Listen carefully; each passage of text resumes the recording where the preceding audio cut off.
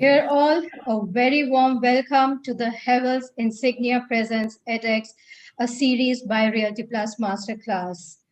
Friends, ADEX Talk is a unique initiative dedicated to facilitate the development of an ecosystem for world-class designers in India. This one-of-a-kind architecture and design talk show aims to enable the process of collaboration with the best in the industry the world has to offer, so as to position architects, designers, and manufacturers as partners offering complete solutions. I'm Sapna Srivastava, editor Realty Plus magazine, and let's begin with a brief introduction of Realty Plus before we introduce our speaker of the day today.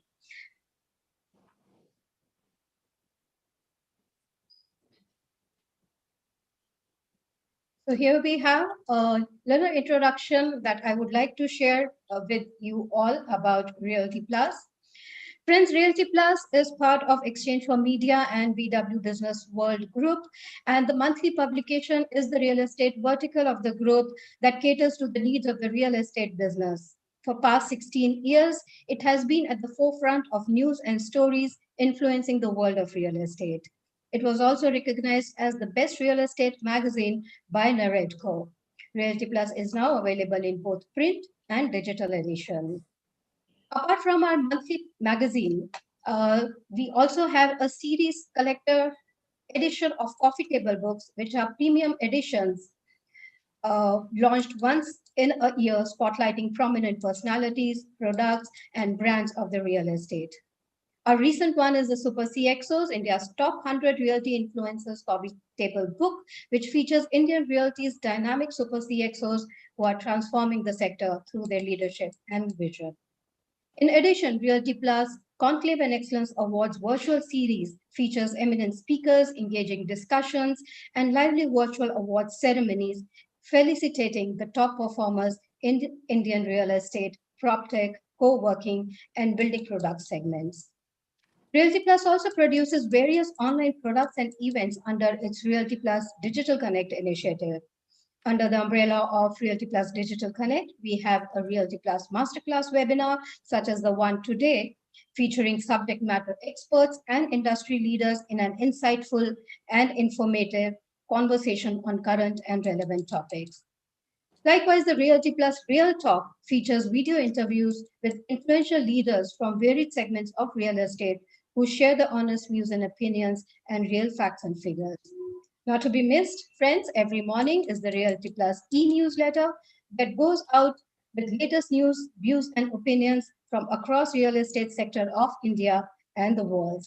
We are also very strong on the social media platform, and that is how we stay connected with our readers, peers, and partners and promote our products. So this was a brief snippet of what Realty Plus does and what our products are. In case you would like to know more about us, do get in touch with Ms. Tripti Kedia, publisher and business head. So while this was our small introduction, let's get back to our event of the today, and let me bring Mr. Vivek Yadav, who is the Senior Vice President, Havells India Limited, to please share his views and also talk about ADEX, the series presented by Havells Insignia. But before that, let me give a brief introduction of Mr. Vivek Yadav. Vivek is an industry expert with 31 years of experience in electrical and automation. He is currently heading Havells' domestic circuit protection, electric wiring accessories, and home automation business, along with projects and enterprise business, which cut across all business verticals in Havells. He has worked in all domains from residential and commercial building to industries and infrastructure, and he has extensive experience in products and solutions from circuit protections, automation in industries and homes. Mr. Yadav, over to you now. Right. Thank you, Sapna, for those words and the introduction. At the outset, let me welcome all our esteemed viewers who've spared their busy time and are with us today. And also a very warm welcome to our guest speaker for the day, architect Wiki Chan.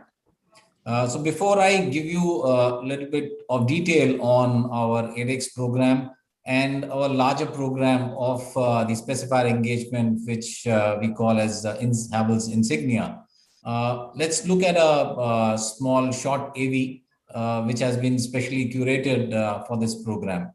So can we have the AV, please? For more than 6 decades, Havells India Limited has been focusing on building a better future. A future where technology is used to drive progress, improve business outcomes, and create a better quality of life. Today, Havells stands tall in the FMEG sector as a major power distribution equipment manufacturer with a strong global footprint, owing to its innovative future-ready products for a wide spectrum of applications.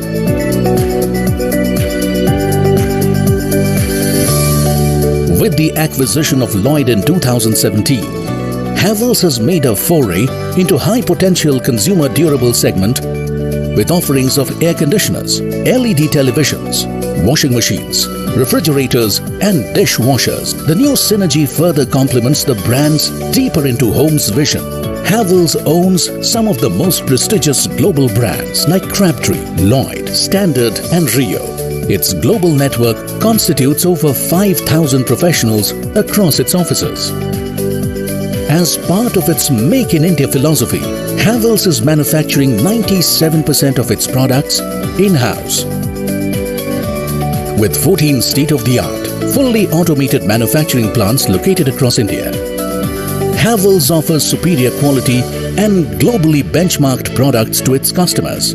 Havells has set up a large distribution network to set new benchmarks in prompt delivery and service to customers. Over 11,000 dealers, 150,000 retailers and 700 plus Havells Galaxy exclusive brand showrooms across the country are helping customers to choose from its wide range of products. Havells has a robust supply chain management system with 31 warehouses located pan-India. The meticulous forecasting and demand planning delivers seamless tracking system. Havells is the first FMEG company to offer doorstep service, offering a seamless post-purchase experience. It has the largest service network with 800 plus service points covering 441 towns, 24/7 across India. Havells Center for Research and Innovation, CRI, at Noida, with a team of highly qualified engineers and designers, continuously work towards creating differentiated and innovative products while adhering to stringent quality norms at par with international standards. Havells products are certified by nationally accredited laboratories such as CPRI and ERDA. Havells has a strong in-house IT vertical which develops innovative technology platforms to support its robust service and supply chain management system. Growing together is ingrained in the ethos of Havells and has resulted in it launching many innovative and profitable schemes for its dealer community. Havells has strong credentials in B2B and large government projects as well, such as lighting up Kolkata railway station and partnering with NBCC India Limited to beautify and transform the night view of India's heritage monuments like Humayun's tomb, as it believes in the philosophy of spearheading the progress of the nation without ignoring the past. Havells has taken giant strides to create an innovative world full of possibilities, not only for itself, but also for all its channel partners and customers. With a commitment to improve people's lives and help create a better global society, Havells is inspiring the world and making a difference.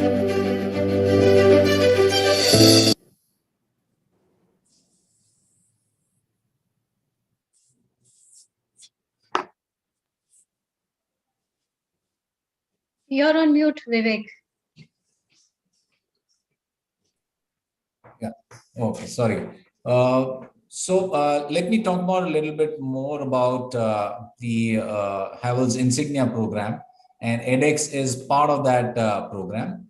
So ADEX, as you see, while Sapna gave the introduction, it's a platform where we are getting the best designers, the best in the industry, to talk to our community of specifiers, to share and learn from the best in the industry, on various topics that we bring to you on this platform.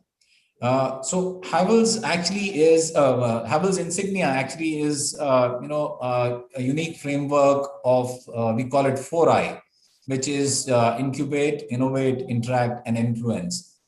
And under these, we are going to curate similar platforms like ADEX on different topics. So the next could be a white paper which could be on issues, trends, policies, and causes.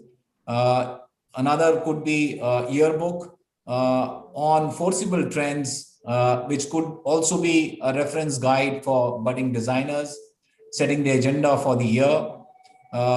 Maybe globally benchmarked projects to showcase in that yearbook. Okay, so a yearbook which will be a sought after book for the designer fraternity. We will also introduce a contest here, which could be on redesigning the existing icons, old monuments, cities, and reuse the ruins. Okay. Also, there would be awards for recognizing the best among the equals. So these would be some of the platforms that we'll bring about, like here in ADEX, Reality Plus is helping us curate this program and bring to our esteemed specifier community. We will be using similar partners for each of the elements that I talked about.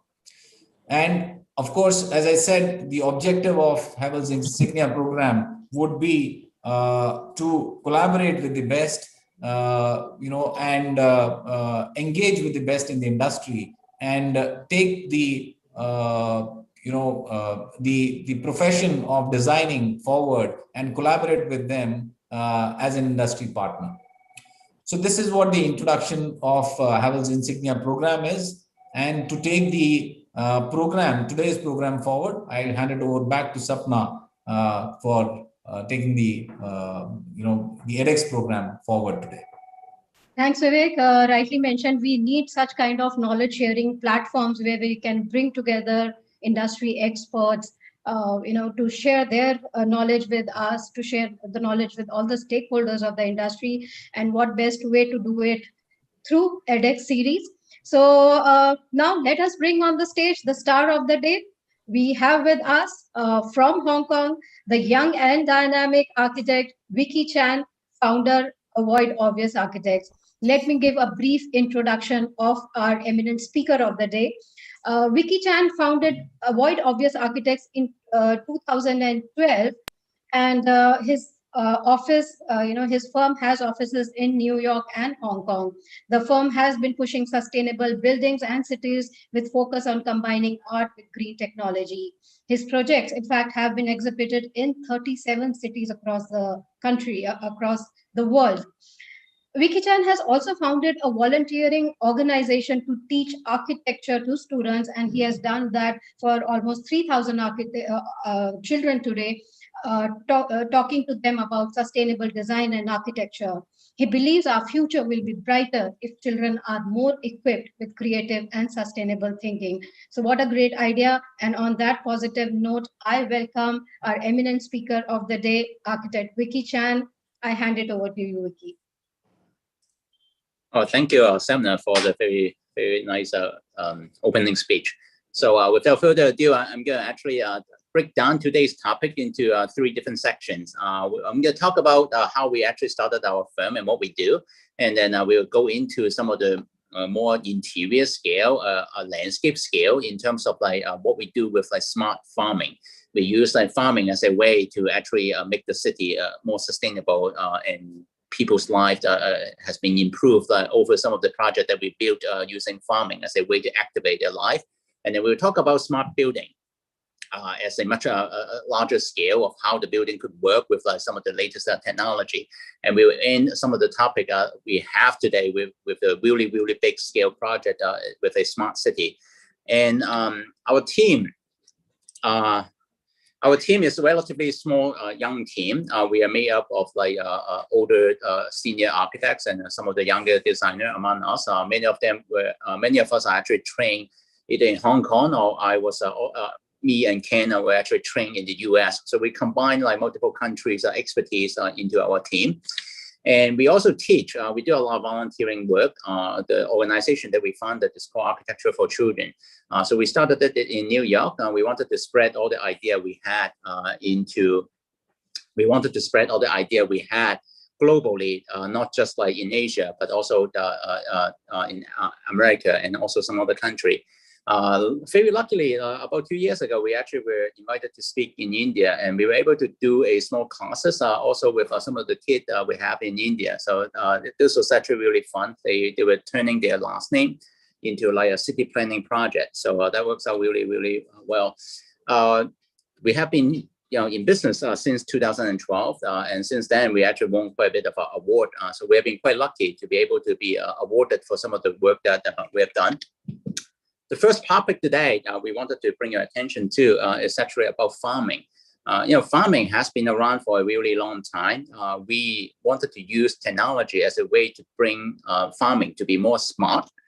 We wanted to use it as a way to connect people, city, and nature. So we're going to begin with a really small project. This is a farm-to-table restaurant that we designed 4 years ago now. So in this restaurant, they simply said that what if we were able to grow all the ingredients that we consume on site just locally within the restaurant. One of the constraints that they had with that, like there's no sunlight in this restaurant. Basically, it's just a giant like a shopping mall, and in the middle of the mall, there was no windows and no way to access sunlight. So we had to like use some of the latest technology that many of you actually have seen by now. It's just a hydroponic. We use hydroponic as a interior lighting with a very controlled climate, with a very controlled lighting system, and we were able to grow all the ingredients that they needed within the restaurant. So it works out really well. We won a lot of like award for it, but most importantly, we did a really interesting calculation.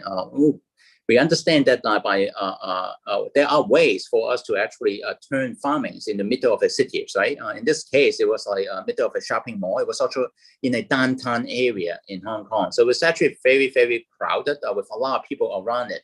But what we were able to achieve is that using technology, we were still able to like consume less water compared to traditional farming.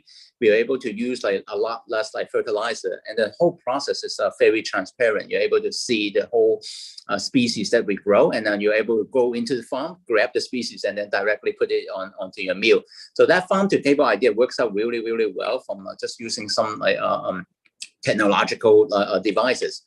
So just to actually give you a really quick update of what the farm looks like at the beginning, right? So at the beginning, we didn't know too much about some of the idea behind, right? So how do we control the temperature? How do we control the light? In this case, you see the blue light, right? Sometimes they're blue, sometimes they're purple. Using different light control, we were able to stress the flower to bloom at a very specific time. And then we kind of like finally like figured out everything so that they really could be controlled in a really nice way, so that even without sunlight, without the natural environment, we were able to control both the humidity, water content, and also the lighting within the system. So after that, we were approached by the Hong Kong government. They liked what we did with the technology, and then they told us that, hey, what if you actually bring this idea into a much bigger project? So we were given a pretty big like waterfront site to actually turn it into a giant urban farm. At the very beginning, it came with a lot of challenges, right? Before I go into the technology, there are some difficult challenge in terms of how we grow next to the ocean, right? As you can imagine, when you're next to the ocean, you get a lot of like rain, wind, a lot of like air will be very exotic because it's next to the ocean. So it was kind of interesting as a site that we received. Right? We didn't pick the site, right? It was given to us as a site to actually tackle this farming. So what we do is like we go into the site and try to really understand what can we do with it in terms of like the content. And then we come up with this idea of like using different circle as a way to bring people together from an architectural point of view. And then we analyze like how actually people will be using the farm. We wanted to promise the community, and we have promised the community that 90% of this farm will be open and free of charge to everyone coming to the site. So only like a few, 10% of it will be like closed at night, but most of it will be just open to the community.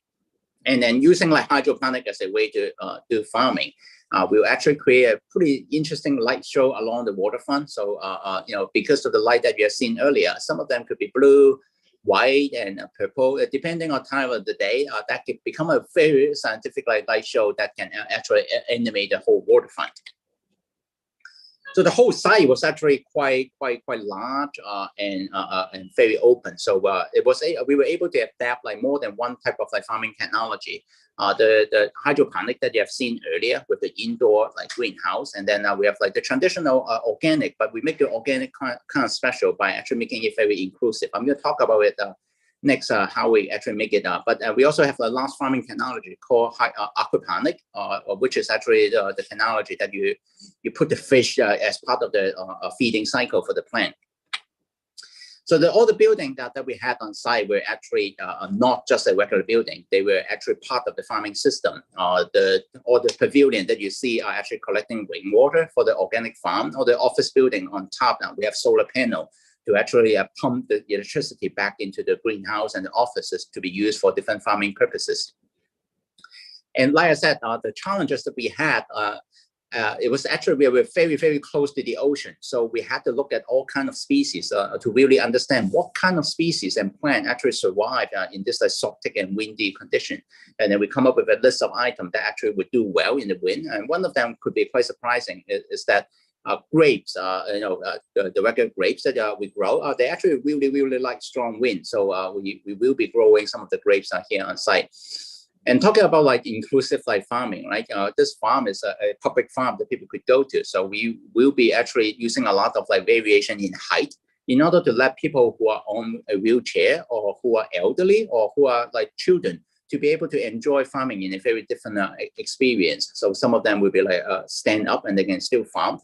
Not the very traditional way that you have seen farming. And this is the light show that I've mentioned earlier. We, depending on the time of the day, the plant will be exposed to different sunlight, and that creates quite an interesting light show that will be animating the whole waterfront during the evening time. Our building is actually for the greenhouse is a really nice like glass structure that you will actually see a lot of plant inside. In some way, that structure right now has actually become the lung of the city, right? Because you can imagine there's so much oxygen being generated inside the building. In some way, when you go in, it's almost kind of like very refreshing. Actually, even a lot more refreshing than some of the cities in Hong Kong. So it becomes like a really it will be a very nice experience for people to go in. And then the aquaponic pool with the ocean view, the reflection from the ocean, and then all the fishes that you see from the aquaponic pond. Everything actually makes a lot of sense when they're combined with the waterfront activity together. And obviously, the community will be very welcome to join different farming classes, throughout the year. And just go through some of the images on the inside. So this is a type of like industrial hydroponic farm that we will have inside the greenhouse. And you can kind of see that sometimes they have the blue light, sometimes they have the purple light. So that makes like the whole photographing quite interesting when you're actually inside. So the building is still under construction. This is as of the site condition last week. So we visited the site. Most of the building has been built already. We are waiting for to put in all the planting rack for the plan to be implemented. But you can already see that some of the waterfront view is very connecting to the building. And then with different shading devices and air conditioner that we will use, we'll just get the temperature at the right degree for this area. But the most importantly, this building is actually quite interesting. You can kind of see where my cursor is. This is quite I would say, a very high-end building. We were actually pretty worried at one point that if we weren't allowed to operate within this waterfront anymore, we were asked to actually make the building movable. So you can actually see all the structure we put in here are actually all joined together by nut and bolt. So in the future, when we were asked to relocate to a different area, we could. So this is some of the kind of more structural element that we put into this farm to make it more interesting and smart. And growing along the ocean will be challenging, and it should be quite interesting. Many people have told us that we can't do it. We won't be able to do it. It will be impossible to do it, to do farming next to the ocean, right? But regardless, we went ahead to build all this structure, right? Including all the rain water collection that I told you, sun water, solar panel that I've told you earlier. And then, so we opened phase 1 about a month ago. And then it was so surprising. Along the waterfront, there was so much people coming to visit our farm. And then the most surprising factor, like I said at the beginning, was because we picked a very interesting species that work well under the wind, so that even next to the ocean, we got really, really blooming area along the farm. We also were growing strawberries just as of last week as well. So it works out really, really well. And then one of the inclusive ideas that we have mentioned earlier were exactly what I show in these images. We try not to just we wanted to include elderly or people on wheelchair within part of this team. So we were actually elevating all this farming into a rack so that they could still stand up or they could sit down as they do farming. It's no longer the traditional way that you have to dig down and dive into the organic farm. So all in all, all this idea will eventually benefit about 360,000 people along the waterfront. So it works out really great as a government project, and then we are very proud of it. And then the same idea continues to grow for our team in terms of how we actually use farming to influence sustainable buildings and cities. In this specific case, some other restaurant has wanted to expand the farming to table idea with us, and then we are actually designing this devices. We have to design this cases for them to make it kind of interesting, but at the same time it become a really, really fun devices for people to really enjoy farming. And again, some of the species that they grow will be a very exotic species. And so it will work out. I think it will work out really well.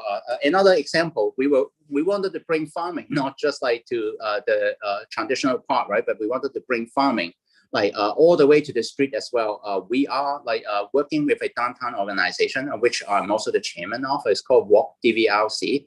So Walk DVLC is advocating to actually turn some of the downtown area into a park. So we just kind of pedestrianize the whole downtown area.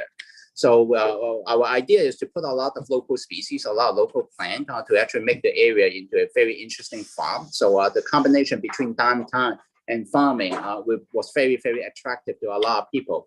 And then we built a prototype to actually prove how it works. This is how some of the prototype actually looks like. It looks like, again, we like circle as a geometry. So all the circle actually kind of combine together to form a really nice contrast of geometry, sitting area, shading area, a water area, and all that. And then I'm going to show you a really quick video. So in this video, we actually kind of demonstrate how the pedestrianization could actually work with our idea of farming. Basically, we again, it's a smart farm, so we don't want it to actually make the farm kind of static and then stable, right? So it has to still work with the local people and the local car.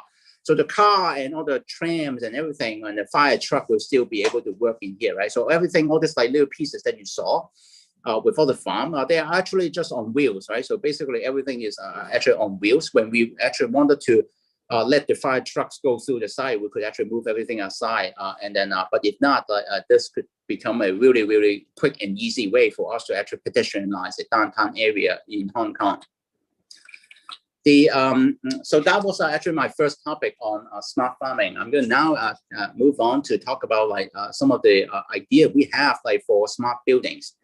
Smart buildings for us is sometimes it's about the technology, sometimes it's about the design, sometimes it's also about combining the both, like both the design and the technology in order to make some great architecture. I'm going to go through one of the first projects in China that we have. This project is quite interesting. It's a historical building. The site or the building that you saw, there used to be just like different type of like factory on site, different type of dormitory for the factory workers. So the owner for the site actually inherited the site and then wanted to turn it into a public park.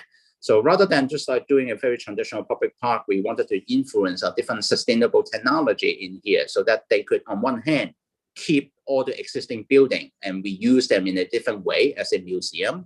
But at the same time, all the landscape, all the sustainable idea will make the old building into a more future-proof like format so that they don't have to worry about it being like not energy efficient.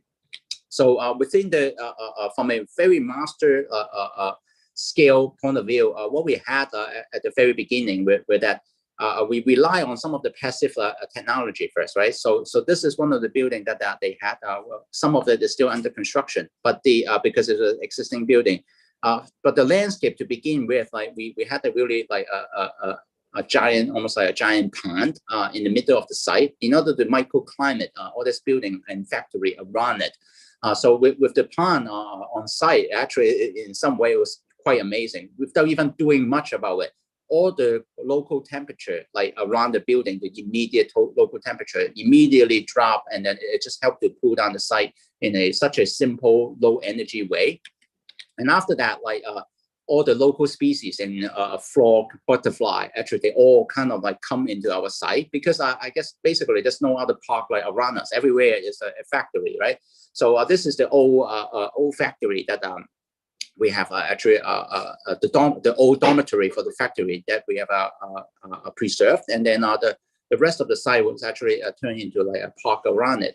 And then like the what we call the microclimate actually works out really well in order to contrast the both in terms of energy input and output. And among the site, there's a lot of other like features that we get to reuse. This was an existing like archway into the site, and then we turn it into like a kind of like a hidden door with a lot of plants around it.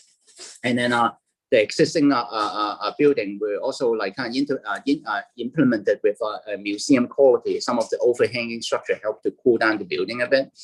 And then and we're using some of the local trees and turn it into a moment of a tree house. It works out really, really well for not only for adult but for a lot of kids.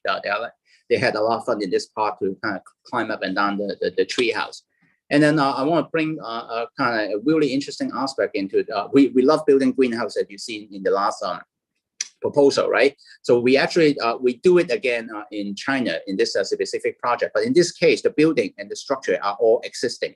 We did not design the structure, right? All the things that you saw were actually given to us from the prior owner, right? So what we did with this structure was that we turned it into a indoor classroom with a lot of plants inside.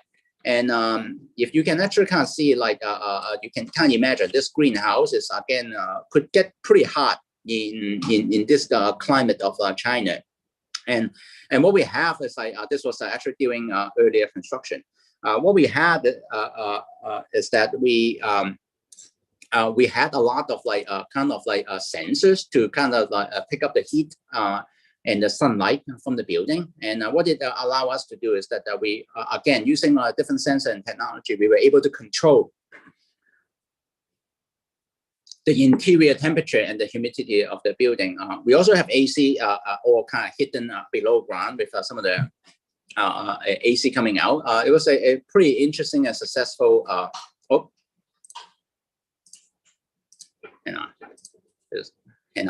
Yeah. it was a pretty interesting and successful way to be able to turn farming into a classroom plus a greenhouse technology, so that children and then all the teachers who will be teaching inside will be able to enjoy a very breezy area without feeling too hot or too humid. All the photos that actually came out of the classroom actually works out really, really well. They just looks really lovely for a future of a classroom, right? I think having a class in one of this classroom will make kids probably more enjoy going to school a lot more. One project I wanted to share within this architectural smart building idea is another building in Shenzhen. We did not actually do the overall design. We were more the architect for the interior aspect. But the interior for these two high rises are really, really big. The exterior building was actually done by a famous architect, Norman Foster from UK. We were more in charge of working with them on the interior aspect to work out some of the details of how we can actually make technology work for this building. The building owner is a very famous technology firm called DJI. They make a lot of artificial drone and all kind of drone that you can imagine. So immediately, some of the first thing they asked us to focus on with this technology is that they really wanted the idea of well-being, the idea of exhibition, the idea of collaboration, all kind of implemented within the building design. So within the lobby, we care a lot about collaboration and sustainability, right? So we have a lot of different way for people to meet and collaborate. And then obviously they love the metallic finishes because it just gives you a lot more easy way to clean the surfaces. And then on the inside, we have created a lot of part for people to actually isolate themselves for meeting. But at the same time, the use of the geometry kind of signify a different way of or inspired by the flying theme that they had from the company. Even within the toilet, we wanted to play with some of the display screens so that they make sure all the staff that they had are always connected to the world outside, even if they just are spending time in the toilet. And the exhibition area were all about kind of sharing the information their colleague had, so that it becomes a giant collaboration centers. And even they care about well-being for their staff, right? So they provide a really state-of-the-art facility, working out area for people to stay healthy and stay fit. And then very lastly, they have this conference room all the way to the top of the building. And then they really love this idea. What if we can still use the conference room empty, but during when the conference room is not occupied, they love the idea of being able to. This is not a new technology. It's almost like a stage, say theater setting, right? Basically, all the theater will actually bring out all the trees and allocate them to a different location of the site. So when they actually don't need the conference room, when you look at the high-rise building from the outside, you almost have this really crazy animated sky garden. When they needed the animation of the conference room to be stopped, they can kind of pull back all the trees and then make it into a giant conference room. And on the smart building aspect, I wanted to also bring your attention to another project in the United States. Actually, no, I should say this is a project in Canada. We work with our United States partner on this one. It's a city that we designed it for 40,000 people. It's also designed for a technology firm. So we call it the Atmospheric Tech District. One of the first things that we did with technology with that, in Canada, many people actually had the idea of what they wanted to do with city planning. But because this firm that we're working with, they're very global. So what we did is that rather than asking local Canadian what they wanted to see in the cities, we actually asked the whole world, if they were going to relocate themselves to Canada, what would they actually need in these new cities in order to be able to to do that. So we conducted a giant global surveys to actually let people see what are some of the criteria in the city planning that will actually make them move to a new city. And then the result is actually quite interesting. Many of them were very common, right? a lot of efficient transportation, a lot of destination to go to, a lot of walkable area. But the last two items was actually quite interesting. A lot of people actually wanted better food options, meaning like having access to better food, healthier food, will actually make them consider to relocate, which is actually, I found that to be quite surprising as a survey. So out of this survey, we also work with the local counterpart to ask the local citizens what are some of the principles that they care about. They also give us another 11 design principles. So combining this 11 design principles plus the survey that we've done globally, we then come up with our own set of criteria to design this city plan. And then throughout the design process, we will go through some of this passive and active design. Because we are housing a lot of people, water will be quite difficult to get us enough water. To get enough water on site will be quite difficult, not only for the people but also for the plant that we will have to sustain on site. So we come up with a series of technology to reduce water consumption and also collect rainwater throughout the entire site. With that said, it works out quite well if we were able to implement all this technology, and then at the same time the water become a really fantastic features to cool down the building again. It's become another microclimate that we could enjoy. It could become a very fascinating water show during some of the day. And gray water, right? What if some of the water that we use up, how could we actually reduce the consumption of it so that we don't actually overstretch the sewage system from the city? And then many of them has to deal with the fixture that we pick. Many of them also separating dark water from gray water, right? The dark water is the one with all of our sewage, but the gray water is the one that we wash our hand with.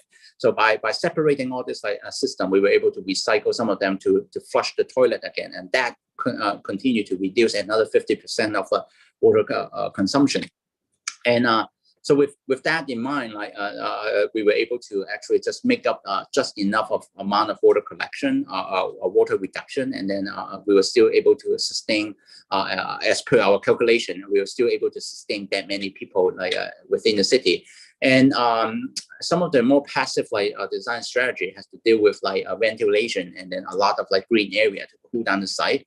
All the inner again, we love all this kind of inner pond area, inner atrium. Everything is just connected to plant, fresh air and ventilation. It allows the smaller building or big building to breathe with the surrounding, and then simply also another way to cool down the building without using too much AC as well. And shared vehicle concept was actually quite important.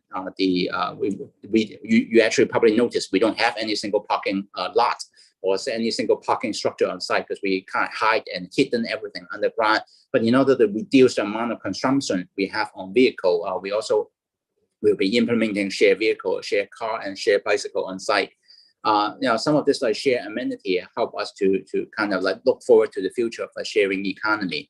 And the simple concept of walking, and to also reduce being able to walk from the apartment building to work, everything kind of within happening 8 minutes of walking distance is also quite crucial for us. So we make all this walking distance, the walking trail along the site to be very interesting, intimate, but at the same time very family friendly. All the greenery that we have on site, it's just kind of above and beyond the amount of green ratio we have. It's over over 60% of green ratio that we implemented on site. And then housing option, we also allow some of the different income group to be able to afford our site, and then all kind of jobs programs that we implemented with the local government, so that they understand how many people will be working on site, and then and in order to meet specific need with their economic indicator. And lastly, just when we were able to bring people together using food, going back to the survey that we did originally, we believe if we can use farming and food as a way to bring people together, people will just be very, very happy. And the local government just love this concept and this specific image a lot. And we are going ahead. This will be this whole city plan is actually a bit dramatic, meaning like it will probably cost us 20 years from now to implement all 36 buildings. But we are in the very first phase 1 right now to begin our experiment. And to the very last topic of today is on smart city. You have just seen some of the idea that we had, from a small interior to a bigger like architectural building. And then I'm going to bring to your attention to the last project we have in China again, is how we actually use automation to improve sustainability in the city. The automation has to kind of like related to the planning aspect, the technology aspect, and also the infrastructure aspect. I'm going to go pretty quickly on this one because there's a lot of data. It could be pretty intense, but I think the concept is easy to understand. The site is huge. You can kind of see the green area. It's about like 30 kilometers long. So it's a really, really huge like part of the cities that we are dealing with. It's basically 1/3 of the whole Shenzhen area. The site itself is just very, very long. It's in the middle of like a new airport designed by a lot of famous architects. You can kind of see a lot of famous building and famous like things are actually building up along the coastal line. And this will a lot of like a big technology giant from China, like Tencent, are all located within this area. And that was the reason why they got a lot of money to rebuild this entire time. But when we actually studied the site a bit more, we noticed something really interesting. If you see from the left, the first image was 1999, right? When the whole city was actually all agricultural area. And then back in 2000, about 20 years ago, the whole site starting to become very, very like gray, right? A lot of buildings kind of destroy all the farms that we used to have. And then back in 2015, the whole site pretty much become like a giant built infrastructure with almost like no trees or no greenery left. So we look at the site and we said that, no, this is no good, because like we can't just keep building like the way they had from 1990 to 2015. There must be a smarter way to actually build at the same time, keep up with the green ratio and to keep people healthy and to keep the cities healthy. So our proposal is a way to actually almost like bring back the city in time, right? But a little like in a metaphoric way. But what if like 2045 could look more like 1990 with the amount of green ratio we have, but still keeping the footprint and all the gross floor area that we had in 2015. So the idea could be actually very simple. It begins with like the central highway that we had, right? In 2015, they built so many highways, so many cars and trucks everywhere. And our idea is to limit the use of car and traffic, and then try to reconnect the neighborhood, because all this like 12-lane, 20-lane highway that they built literally divided the neighborhood into like multiple segments. And then there was no connection between the east and the west unless you cross over this like 20-lane highway. So the idea was very simple. We have to first connect the neighborhood so people could be able to enjoy like the area that was actually taken by car. We have to be able to give back the area to the people. And in order to do that, we also have a bunch of like sustainable strategy. We very related to how we actually share the facility, right? From sharing a bicycle to a lot of like sharing economy concepts. And then we analyze the whole site and how we could actually be starting to tackle some of this more critical area for focus. And within the area of focus, like we think by breaking down the highway and implementing and connecting the neighborhood to the north and to the south, it will be a very significant way to bring back life into the city, so that it's not just all about the factory, the gray color building, the concrete building, but it is about how the nature, people, and city could reconnect to one another. And sharing economy is also one way to actually reduce the amount of like infrastructure we have to build.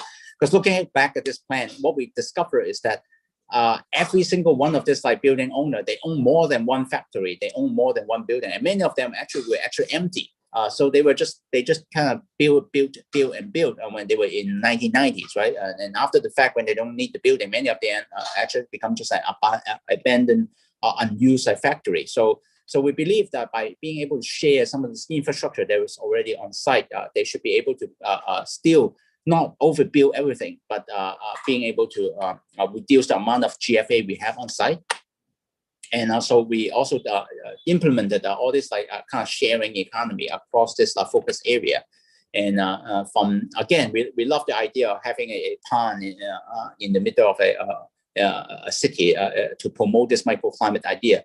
This existing reservoir was already existing, but by actually implementing more park and community centers, bridges around it, we believe more people will be able to enjoy the waterfront and get to use the waterfront as a way to cool down the city. And we have this shared idea of creating a smaller mobile park where people could be using the outdoor area to be discussing businesses with one another. Actually, this idea works really well during COVID time because now it's everywhere in China that people are using this park to discuss business during the in this post-COVID area. And drone and all this latest technology was also part of this things that we discussed, having a light pole that actually become a drone charging station. Some of the community center that really displayed and gather people, and then the highway that we elevated, right, become almost like a signature piece that kind of rather than cutting through the building, but the neighborhood are actually connected below it, and the multimodal transportation will also be very influential to make this city work, right? We previously depend on our cars. China has been depending on a lot about vehicle. The vehicle are not the buses, right? They're just privately owned car. So in order to make change in the city, we have to kind of think of a way to combine a motorcycle, combine a bicycle, subway, and all kind of a shared vehicle together in a specific area. So along this highway that we have, we will be creating this 15-minute zone. People will be able to rent some of this bicycle or rent some of this vehicle, and then travel within the 15-minute distance along this entire part of Shenzhen. And so in this section, you can kind of see how multimodal transportation could actually kind of tie people together, and also tie more than one type of transportation together, so that they could just pick the type of technology that really works for them to get from work to home or from home to work. And then it just looked really fun to be able to kind of walk around this multimodal concept, and they become a kind of part of a infrastructure that I think many China cities should possess. And from an area point of view, looking at it, this central master plan really anchored the city in a very futuristic way, and we propose kind of using also autonomous vehicles, so that the advantages of autonomous vehicle is that you're able to actually get a lot closer between car to car, so that without actually increasing the lane, because back then they have 12 lane, right? So now we're reducing the amount of lane by using autonomous vehicle. When the car were able to control by computer, and then they get a lot closer. Using the less lane, they can still pack the same amount of vehicle within the same area. So that works out quite well by using a technology to really tackle traffic pollution. And from inside the elevated highway, I think it would be also filled with light and a lot of really nice air and lighting effect. And so the central hub become a community center. People could be renting a bicycle, and in this case, we'll be flying with some of the drone to deliver it. Some of the we believe in China, one of the biggest problem is that they have way too many truck. It's just way too many. When they go from one location to another location just to deliver very small item, they use a giant truck to deliver it. So what we discovered is that, and this is not something new, right? It has been going on in the US, and it has been going on in some part of other country as well. They're using drone to deliver smaller items so that they could reduce the amount of trucks that they have in the cities. So in this case, we also will be implementing a very similar idea to connect short distance. this is not meant for the long distance, but for very short distance delivery, we think the truck could be reduced significantly. And having like kind of like open factory that are toward the green sustainable economy and less on the pollution side, but more onto the creative innovation side that focus on the circular economy.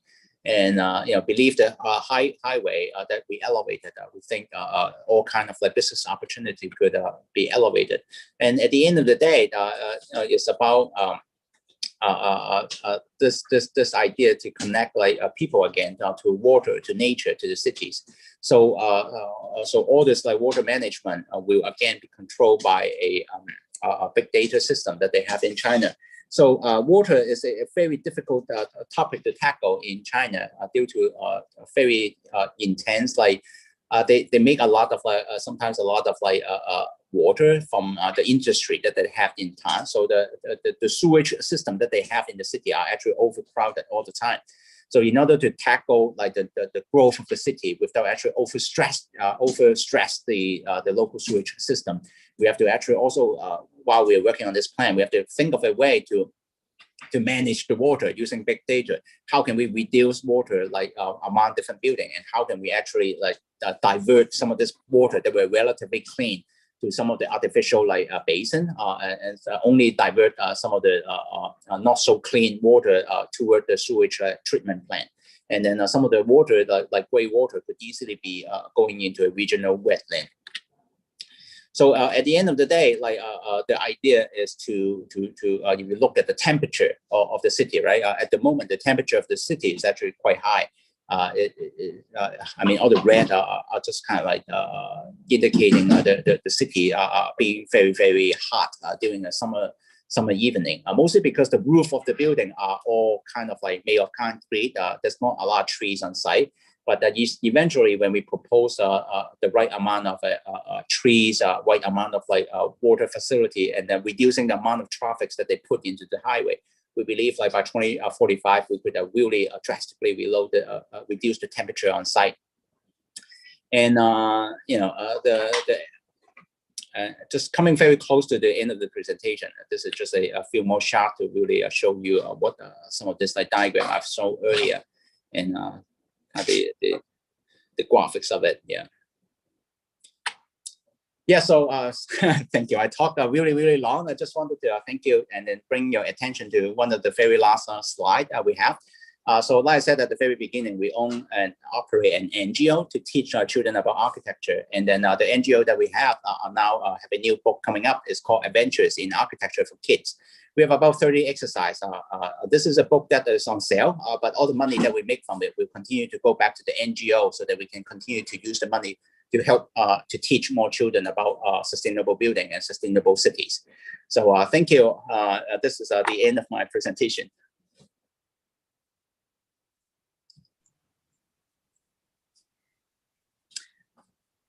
Well, that was some fantastic points, Architect Wiki Chan. You spoke about farming to connect people, city, and nature. You spoke about technology for energy efficiency in buildings, and you also spoke about use of building automation for sustainability within built spaces. So a lot of things that, yes, we definitely would like to talk to you about. We have with us Mr. Vivek Yadav now. He has some questions for you, Vivek.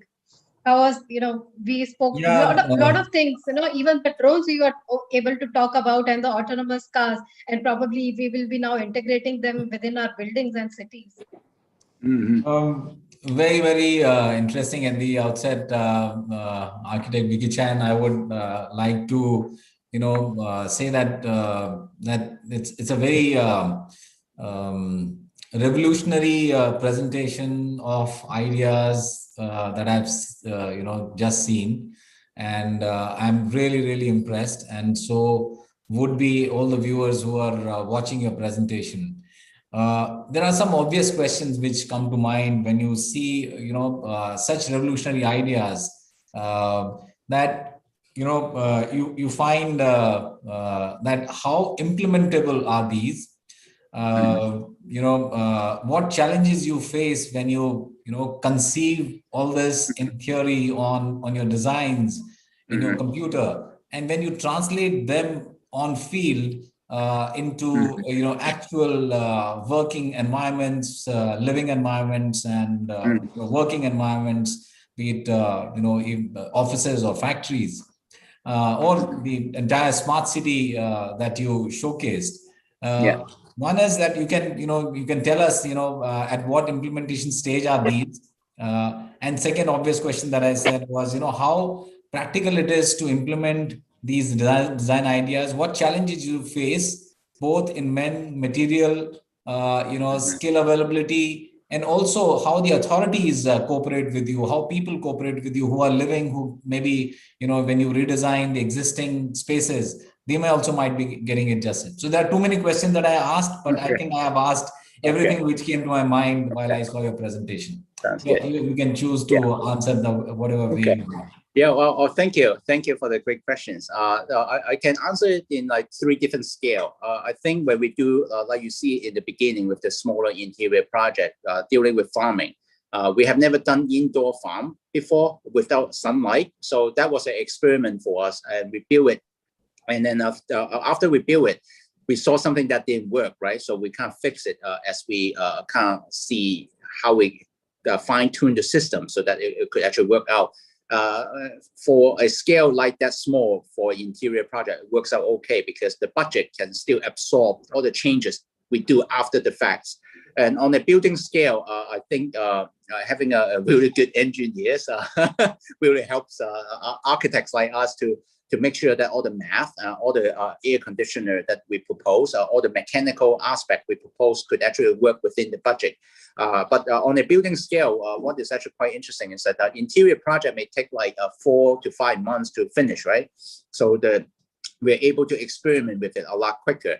But on a building scale, sometimes like just take 2 years just to design it and then you build it. So by the time when the 2 years are done, sometimes like you see something new because the technology is so fast. By the time you're done designing, sometimes like we change the system a bit. For instance, some of the farm that you have saw I built with the greenhouse, right?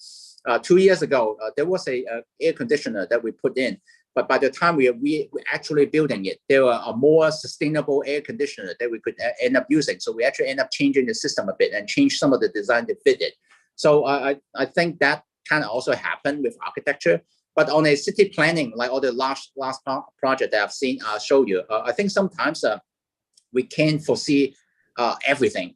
We had the grand vision, but the plan that we have shown you for the 2 Canadian project and the Chinese project, they are on a scale of like 20 years, right? 20 years from now, I can't for sure tell you that everything that we imagine would be happening. But I think as an architect, one of the things that are crucial is that we planned it ahead so that there are flexibility for us to change it as we go into 10 years, 15 years, and 20 years. And some of them is about planning as well. If we plan ahead enough, for instance, autonomous vehicle, a lot of it has to deal with like GPS.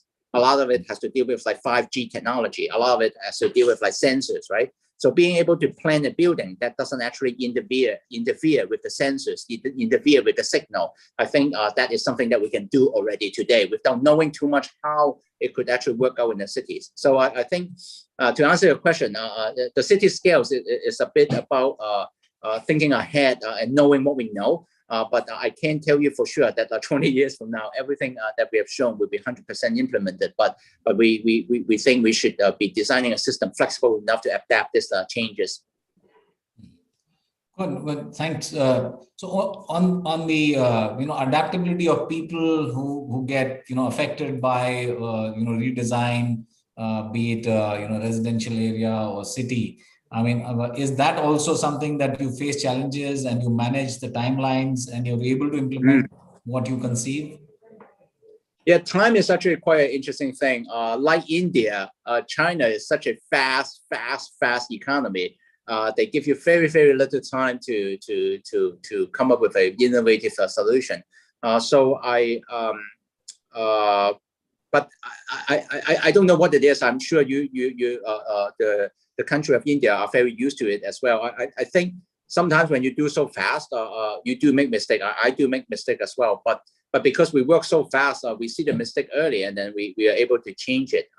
Compared to some of the, I would say, Western country, they take a long time to to think about the solution, but because they haven't implemented it, they waited a long time, and then by the time they actually see it, then the mistake was already too big. So I felt like there are advantages of being able to work in Asia, that especially in economy like India and China, people are just so enthusiastic to new idea that they don't mind some of the earlier mistake. They don't mind it, and I'm lucky that the client are also having this kind of like mindset. Good. Thanks, Vicky. So over to you, Sapna, with your next question. Sure, thanks, Vivek, sharing your thoughts and putting those very valid queries. We also have a lot of audience questions for Architect Vicky Jan. Architect Vicky, we have one question here where they say the role of architects and designers in creating a balance between technology, design, and sustainability. We have seen, you have mentioned those projects where you have worked with all these three ingredients: technology, sustainability, and the design. So how the role of architects becomes very vital in this entire equation? Oh, I don't think we are the we don't innovate. We don't come up with artificial intelligence technology, right? But we have to stay at the forefront of it by talking to a lot of like professional and expert. So my background is also like I am the head of the American Institute of Architects. So what we do is that every week we have like classes to learn from different experts, just like you, and you're conducting so many classes. For us, I think it's important to continue education so that we know from all this like top-end scientists, we know from their latest invention and what we should actually implement with it. I can't say that I am a scientist, but there's so many like avant-garde idea out there. So I think like going to classes like yours, going to lectures and things like that keep us informed. And then once we collect all this idea, we just talk to them. And we know them, and we ask them whether all this idea are crazy. And then there are so many crazy people out there that are willing to talk to us and to give us feedback. So that it works out well. I mean, you saw some of the global survey we had from the originally. We didn't know how people would react to us like globally, but when we send out the survey, so many people respond to us, and then we find the idea as we go. Okay, fantastic. So in fact, you spoke about collaboration. We also have a question we're asking, because now architecture is not just about architecture. A lot of other things need to be, like I mentioned, drones and autonomous cars now becoming part of the architecture and city planning. So collaboration, and here also we are talking, Vivek, we are talking about collaboration between manufacturers, architects, and designers. So collaboration among various streams, various design streams, technology streams, manufacturers. How do we build that? I think collaboration sometimes is about we as an architect has a better sense of like the overall scale, the overall like discipline, and how things should come together. The technology people, in my opinion, sometimes they are very focused on specific field, and they may not have like the overall good picture of how things could be put together. So as an architect, as a planner, I think we have to be able to collect some of the opinion that everyone could be giving us. And at the end of the day, like I think our job is to be able to elevate this idea into a higher level and then show it to them again. Once they actually see the plan, once they see the graphics, they will be able to react to it, and then they will tell us what it could be changed and updated. So that that's how we have been dealing with collaboration. It would be very, very difficult to ask like a drone expert to draw us a plan, because that's not what they do, right? They focus on drone. So sometimes we just kind of show them the plan, how it could let the city work around a drone, and then they will give us a specific guideline on how to do it.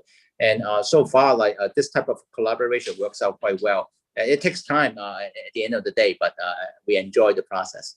Okay, great. So as long as one enjoys the process, I think we are all on the right track. One last question, because we are already running out of time, is what is your dream project?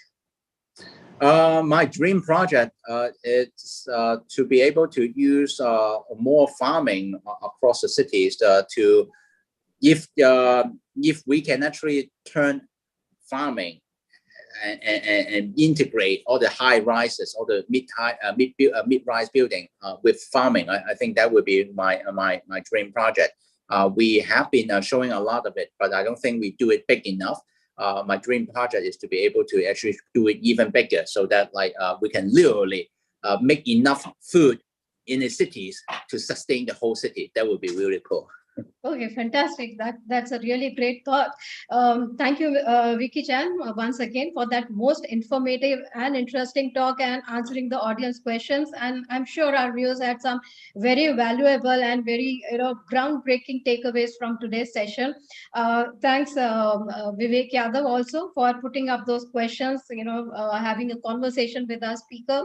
Let me now bring in Mr. Remel Behel, who's the enterprise business head for enterprise business at Havells India, and he would like to express gratitude on behalf of Havells India and on behalf of Realty Plus for our speaker today. Let me give a brief introduction for Mr. Behel. He's the head for enterprise business, responsible for working with architects, consultants, interior designers, industry, government, infrastructure, and key commercial projects. He's an electrical engineer with 26 years of experience working with large MNCs and has expertise in enterprise solutions, business development, strategic planning, and sales.